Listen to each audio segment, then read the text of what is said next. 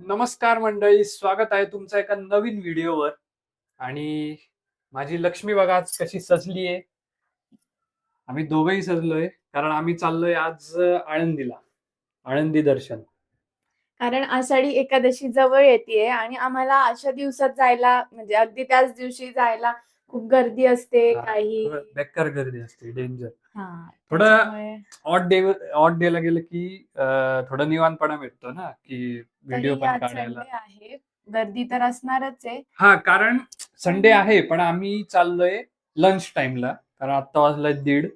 So आम्ही असं आम्हाला वाटलं की लोक जेवणाला घरी जातील, सो थोडस. आणि आम्ही अजून एक विचार केला की आम्ही आता ब्लॉग बनवून जर टाकला तर आषाढी एकादशी पर्यंत तो तुमच्यापर्यंत नक्की पोहोचेल. हा, तोपर्यंत तुम्हालाही आमचा हा ब्लॉग बघायला मिळेल. म्हणून हा ब्लॉग आम्ही लवकर करतोय. आणि मी काहीतरी फ्लेक्स करतेय. काय जर फ्लेक्स ते दिसत हे बघा, हे बघा. सो ही बांगडी हे अ, पहा. ही बांगडी माझ्या पप्पांनी बनवून मला पाठवली आहे आणि खूप सुंदर वाटतेय. काहीतरी काहीतरी वेगळं वेगळं युनिक युनिक आहे. वाटतंय. विठ्ठलाची हे काढली आहे त्याच्यावरती.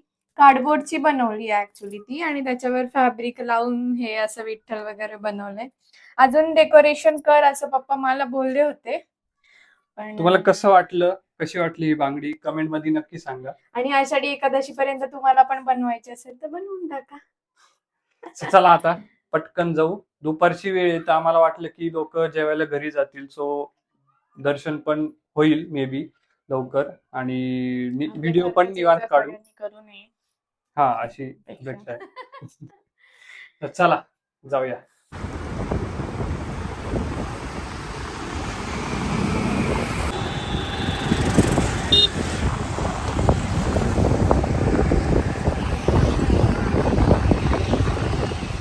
सो आम्ही पोहोचलोय आता आळंदीला. आमच्या घरापासून 10-15 मिनिटावरच आहे आळंदी. लवकर आलो आणि जसं म्हणजे वाटलं होतं की गर्दी नसेल जवळ, म्हणजे तसंच झालंय. जास्त गर्दी नाहीये. पण मंदिरामध्ये गर्दी असणार हा, आहे मे बी दर्शन घ्यायला. मंदिरामध्ये गर्दी असेल. आणि हे बघ, स्टार्टिंगलाच असे दुकान आहेत वेगवेगळे. हे मूर्ती भांडारचं दुकान आहे, मूर्तींचं दुकान आहे, अजून पुस्तकांचं दुकान आहे, टी स्टॉल आहेत, खायचं प्यायचं हॉटेल वगैरे. दाखव मोठं. मोफत चप्पल स्टँड आहे, इथे चपला काढू आपण.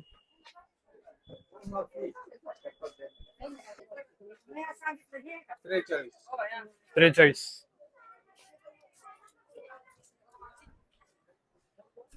नंबर लक्षात ठेवा, 43. गेल्या तर गेल्या. बिल्कुल रिस्क नहीं लेने का बाबा, बिल्कुल रिस्क नहीं लेने का. सुट्टे फुले खाली मिळते ना.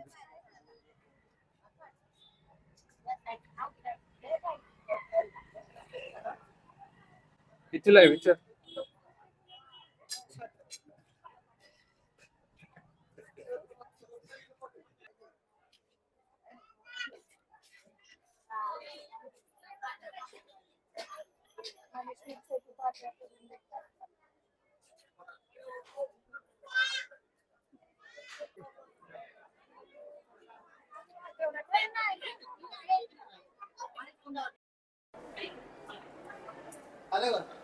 आले का? चला चला.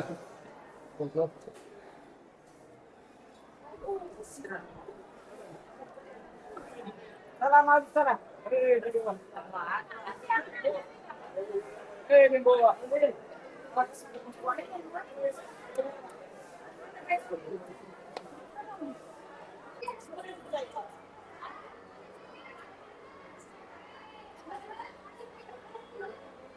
आम्हाला वाटलं होतं काहीच की गर्दी नसेल, पण भरपूर गर्दी आहे.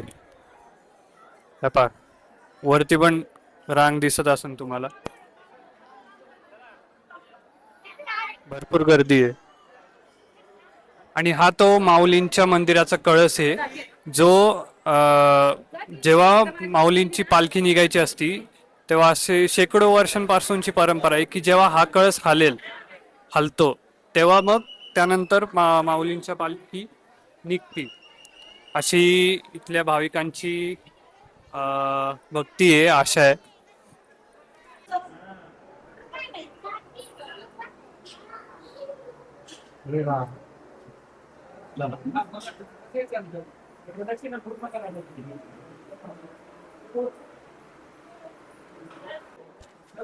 आता आम्ही सिद्धेश्वर मंदिरामध्ये आलोय.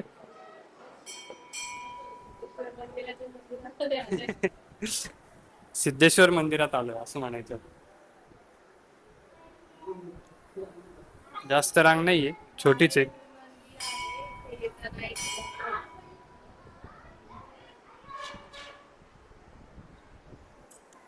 माऊलींच्या दर्शनाची खूप मोठी रांग आहे. सो आम्ही महादेवाच्या मंदिराचं दर्शन घ्यायचं ठरवलं.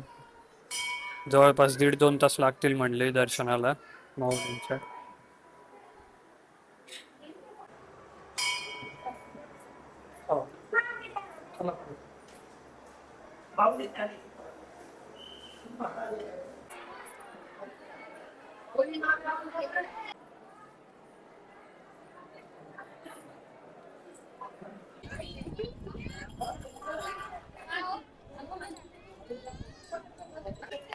आणि ही आहे इंद्रायणी नदी मंदिराच्या पाठीमागं. काहीच तुम्ही विश्वास नाही करणार, जवळपास 10 दिवसापूर्वी हे जे पूल आहे एवढा पाऊस झाला होता की या पुलाच्या वरून पाणी वाहत होतं. एवढा पूर आला होता या नदीत. पूर्ण तो रस्ता जो आहे तो पूर्ण ब्लॉक झालेला. पूर्ण त्या पुलावरून वरचं जे पायऱ्या आहेत तिथून पाणी वाहत होते. पूर्ण तिकडचा पूल पण पाण्याखाली गेला होता. सगळं परिसर मंदिराचं पाण्याखाली गेला होता.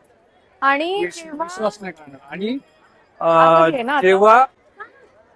जेव्हा तुकाराम महाराजांची पालखी निघणार होती आणि ज्ञानेश्वर माऊलींची पालखी निघणार होती, म्हणजे लोक सगळे वारकरी लोक इथे येतात आळंदीला 8 तेव्हा, का 9 तारखेला पालखी निघणार होती आणि ते त्यांची. माऊलींना घेऊन पुढे जातात असं म्हणतात. म्हणजे इथं येतात आळंदीमध्ये आणि मग इथून माऊलींच्या पालखी सोबत पंढरपूरला ती वारी जाते. तर पूर्ण थोडं खाली घे ना कॅमेरा. तर असं पूर्ण बंद होतं सगळे सगळे रस्ते रस्ते बंद पूर्ण होते. आळंदी बंद पूर्ण होती. 1 किलोमीटर पर्यंत सगळं पूर्ण परिसर बंद होता. सगळं पाण्याखाली गेलं होतं. आणि पूर्ण सगळ्या वारकरी लोकांना सांगितलं होतं की ह्यावेळेस आळंदीमध्ये यायचं नाही. तुम्ही जिथं असाल तिथंच तिथेच थांबायचं, थांबा, इकडे येऊ येऊ नका, नका. वारकऱ्यांना सांगितलं होतं. पण असा चमत्कारच म्हणावा लागेल आता. जेव्हा माऊलींची पालखी निघणार होती त्या दिवशी, त्याच्या आदल्या त्याच्या दिवशी साधारण सगळं पूर्ण पाणी ओसरलं आणि अक्षरशः ऊन होतं 2 दिवस पुण्यामध्ये. पूर्ण पाणी ओसरलं. जसं आता पाणी दिसतंय पूर्ण तसं पाणी झालं. सगळं पाणी ओसरलं आणि कडक ऊन पडलं होतं. 2 दिवस पावसाचं नामोनिशाण नव्हतं, आभाळ अजिबात सुद्धा नव्हतं. लोक सगळे व्यवस्थित आळंदीमध्ये आले जसं दरवर्षी होतं.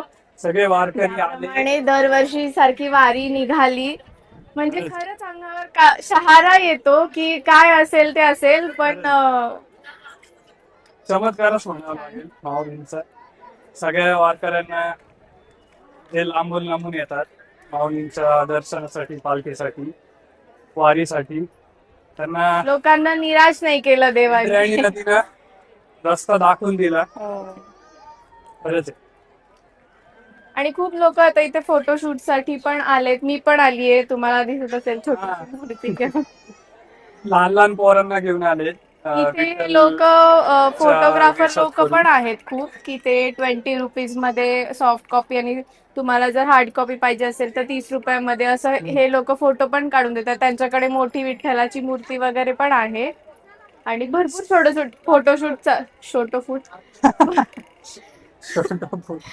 भरपूर फोटोशूट चालू आहेत. आणि लहान लहान जे मुलं आहेत ना ते तर इतके गोड दिसत आहेत, असं वाटतं की प्रत्येकाला घेऊन त्याच्यासोबत फोटो काढावे. इतके गोड दिसत आहेत, खूप गोड दिसत आहेत, खूपच छान. आणि इथून आता आम्ही जवळच आळंदीपासून 2-3 किलोमीटरवर ज्ञानेश्वर महाराजांचे पादुकांचं मंदिर आहे, म्हणजे ज्ञानेश्वर महाराज थोरल्या पादुका मंदिर असं नाव आहे मंदिराचं. चरोलीमध्येच आहे, जवळपास आमच्या घरापासून. आम्ही जाता येताना खूप वेळा बघतो ते मंदिर. बाहेरून ते ज्या मूर्ती वगैरे दिसतात ते खूप सुंदर वाटतं, पण आम्हाला जाण्याचा योगच येत नाहीये. म्हटलं आज ब्लॉग करतोच आहे तर ते पण एक ठिकाण कव्हर करूयात. आणि हा. खूप सुंदर मंदिर आहे, ते बघण्यासारखं आहे. सो ते पण शूट करून याच्या नंतर टाकू आम्ही. आणि माऊलींची पालखी इथून जेव्हा निघते तेव्हा पहिला थांबा त्या मंदिरात असतो वारकऱ्यांचा सकाळी. इथून निघून सकाळी तिथे थांबते हम्म. आणि मग तिथून पुढे माऊलींची पालखी निघते असं म्हणतात. So, चला आता जाऊया, ते मंदिर पण बघू कसं आहे. चलो.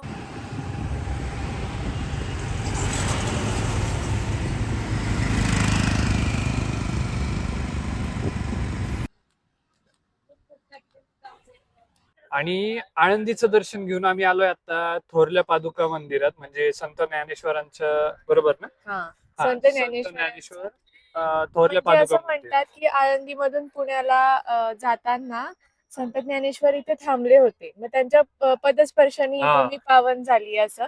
तर त्यांच्या पादुका च काय म्हणतात तो एक प्रतीक म्हणून किंवा असं म्हणून त्यांनी इथे हे मंदिर मंदिर उभारलंय. उभारलंय.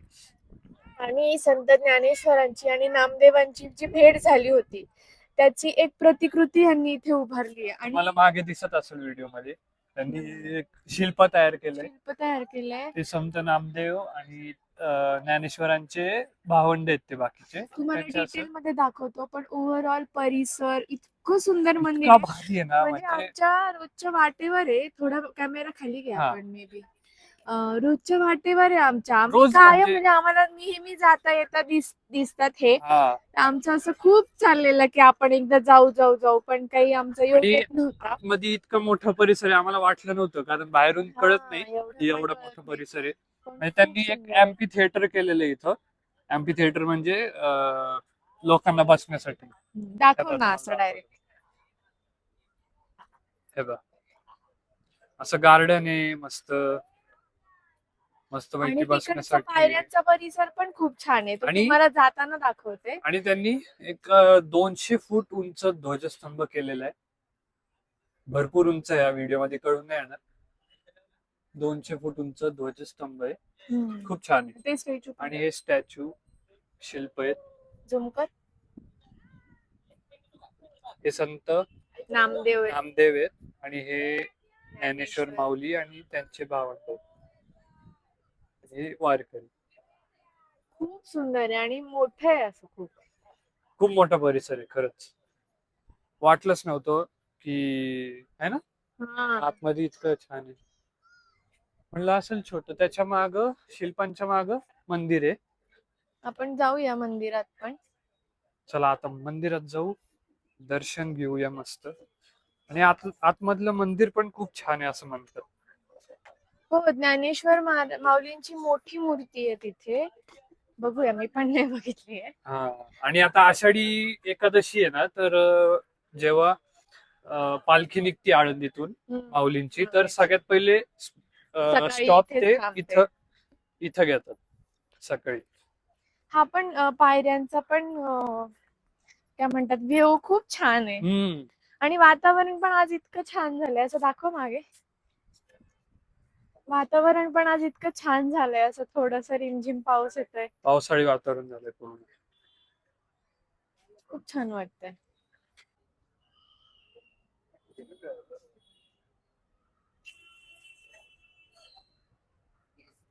इथे बाहेरच एक दत्त मंदिर आहे छोटस, आणि हे थोरल्या पादुका मंदिर, मुख्य मंदिर.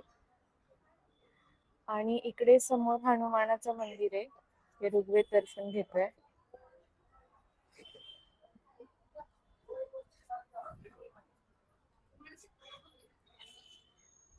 खूप सुंदर रचना केली आहे मंदिराची. श्री संत ज्ञानेश्वर महाराज थोरल्या पादुका मंदिर.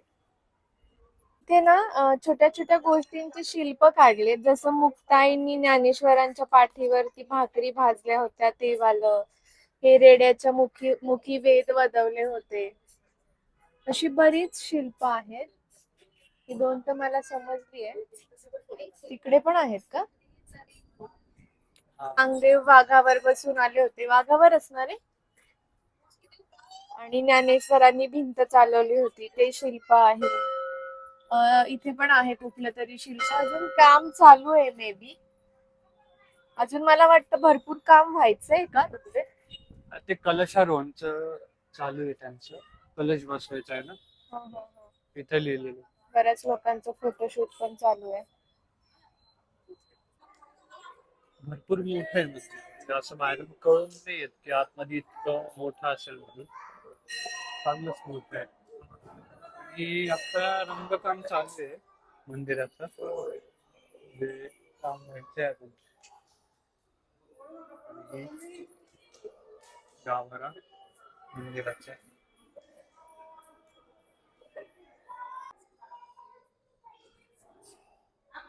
बॅक साईडला विठ्ठल रुक्मिणीची मूर्ती आहे आणि खूप भव्य आहे. खूप मोठी मूर्ती आहे ज्ञानेश्वरांची पण.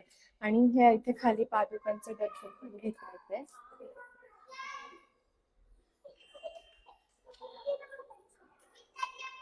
खूपच सुंदर वाटतंय ना रुग्ण. हम्म. खूपच सुंदर आहे.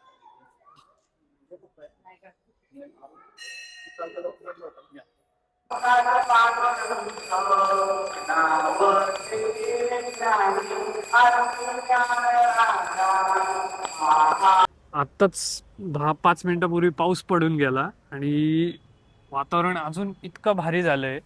की इथून पायच निघत नाही आता. विशेष म्हणजे आरती मिळाली मंदिरातली.